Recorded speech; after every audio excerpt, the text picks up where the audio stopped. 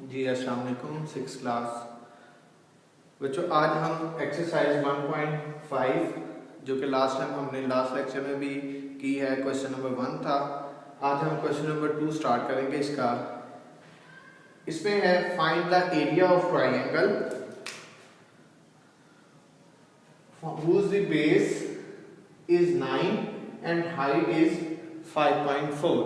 बच्चों हमने ये फॉर्मूला पढ़ा था, area of triangle 1/2 base multiply height.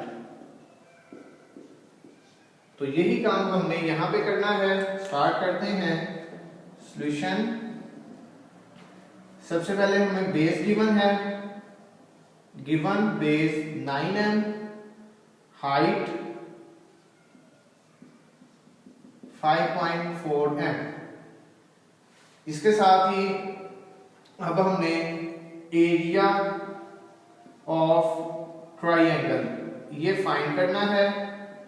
इसका क्वेश्चन मार्क लगा देता हूं। एरिया ऑफ ट्राइंगल का फॉर्मूला जो है वो लिखेंगे,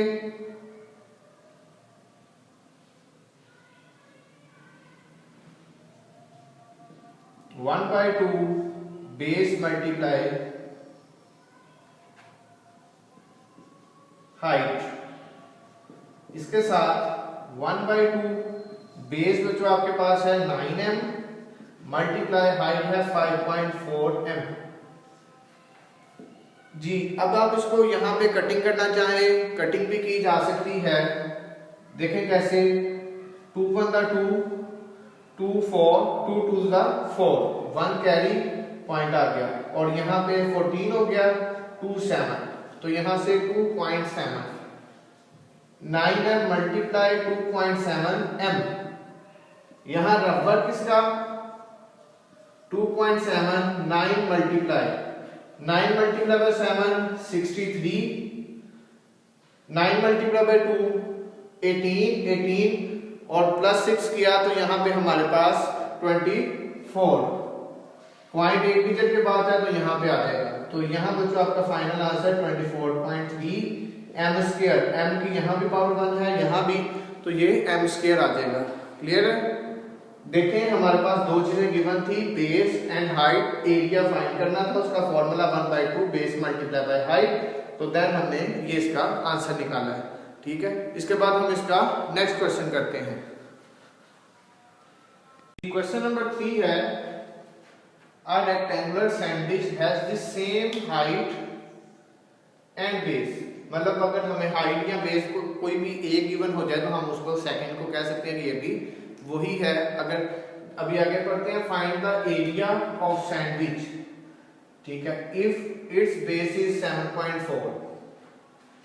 जी गिवन बेस 7.4 सेंटीमीटर। अभी उसने ऊपर सेम का एक वर्ड यूज किया है कि जो बेस है वही हाइट है, तो हाइट भी हम यही कह सकते हैं, height 7.4। Area of sandwich, sandwich किस तरह की शेप है ये उसने बता दिया है, ट्राइंगुलर। तो इसका formula 1/2 base multiply by height. इसकी बेस और हाइट के साथ मल्टीप्लाई करेंगे और 2 के साथ डिवाइड। बेस इसकी है 7.4 सेंटीमीटर, यहां भी 7.4 centimetre.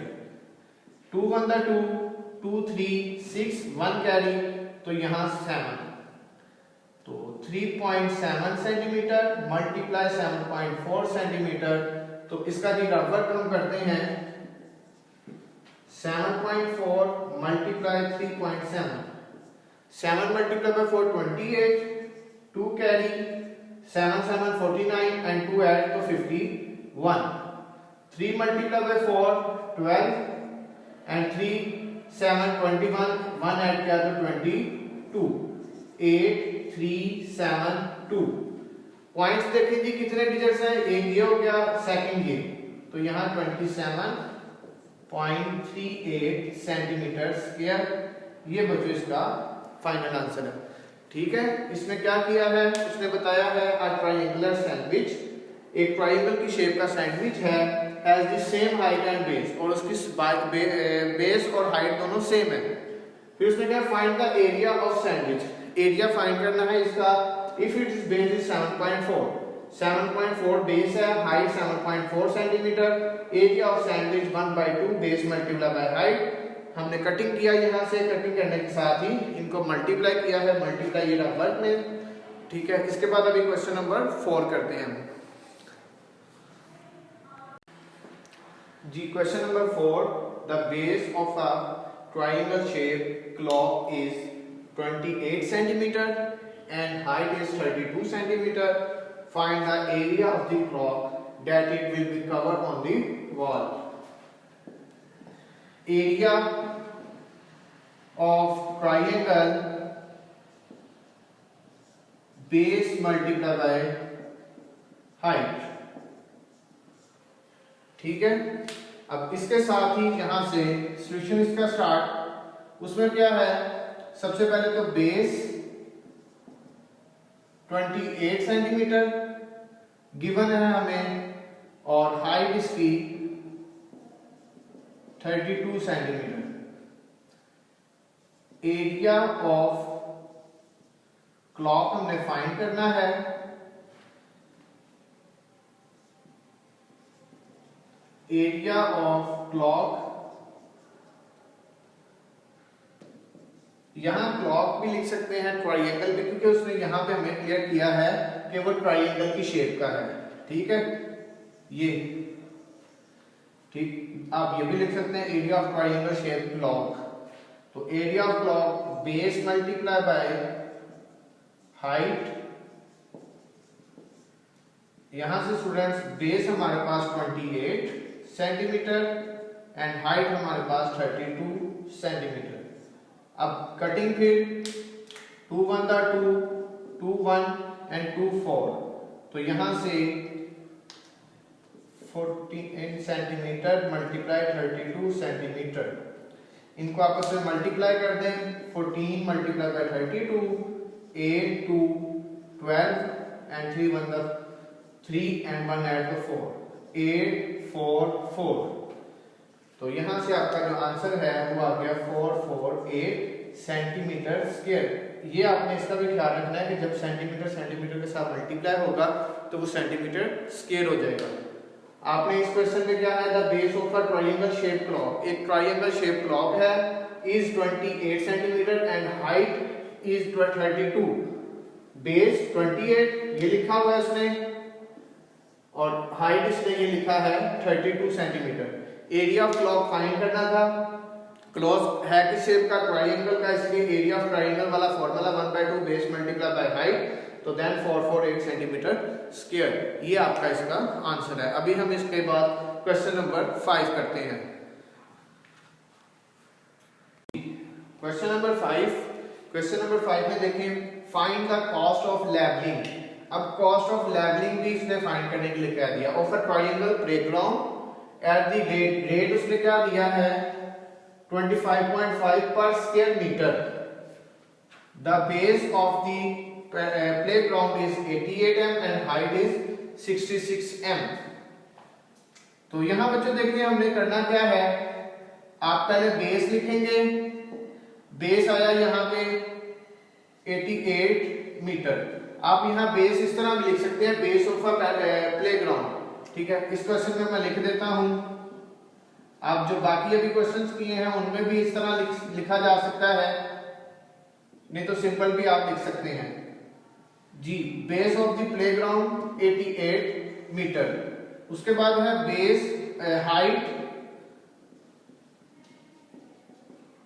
Of the playground is 66 metre. इसके साथ ही अब पहले हम इसका एरिया फाइंड करेंगे, फिर उसका रेट फाइंड करेंगे जी। एरिया ऑफ ट्रायंगल प्लेग्राउंड, इसमें 1/2 बेस मल्टीप्लाई हाइट बेस आपके पास है 88 मीटर एंड हाइट है 66 metre. Cutting 44 metre multiply by 66 metre. Rough work में अब हम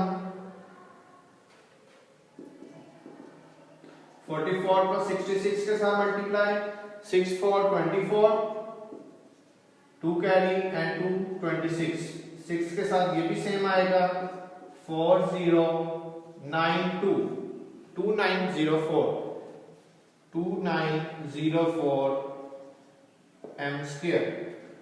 अब इसके साथ ही इसकी कॉस्ट भी फाइंड करनी है। उसने हमें cost of levelling 1 m square is 25.5। देखें यहां पे उसमें जो लिखा है rate, cost of levelling rate का लफ्ज भी लिख लें, रेट 1 m स्क्वायर। ये यहाँ पे पर स्क्वायर मीटर, पर का मतलब यहाँ पे 1 के 1 के हिसाब से, और स्क्वायर मीटर ये स्क्वायर और ये इसका मीटर, उसका कितना है 25.5। अब हमने कॉस्ट किसकी फाइंड करनी है, कॉस्ट ऑफ लेवलिंग, क्योंकि जगह तो हमारे पास ये है 2904 मीटर स्क्वायर। तो अब यहां पे भी आप इसको मल्टीप्लाई कर दें, तो मल्टीप्लाई करेंगे तो इसका वर्क यहां पे कर देता हूं 2904 25.5, पॉइंट्स को इग्नोर कर दें, 5 4 20, 500 और 2 ऐड किया तो यहां 20 ही आएगा, 45 5 4 कैरी, 5 2 10, 4 ऐड किया तो 14, ये भी सेम आएगा 0 to 5 4 1, क्योंकि सेम वैल्यूज है 2 and 5 and 5। अब इसके बाद फिर 2 के साथ 2 4 8 2 0 0 2 9 18 1 कैरी 2 2 4 and then 5।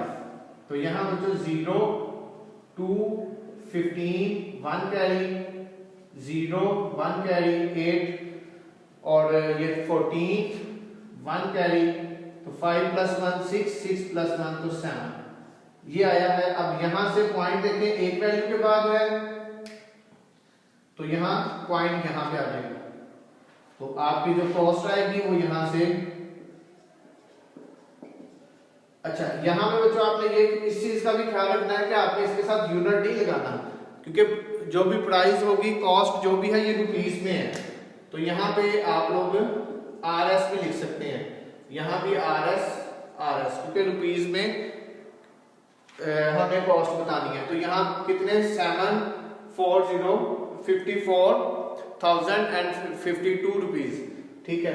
ये हम जो आज हमने क्वेश्चन नंबर 2 3 4 and 5 ये 4 क्वेश्चन किए हैं, आप इनकी प्रैक्टिस करें, ठीक है। और नेक्स्ट जो है वो हम नई एक्सरसाइज स्टार्ट करेंगे। ओके जी, अल्लाह हाफ़िज़।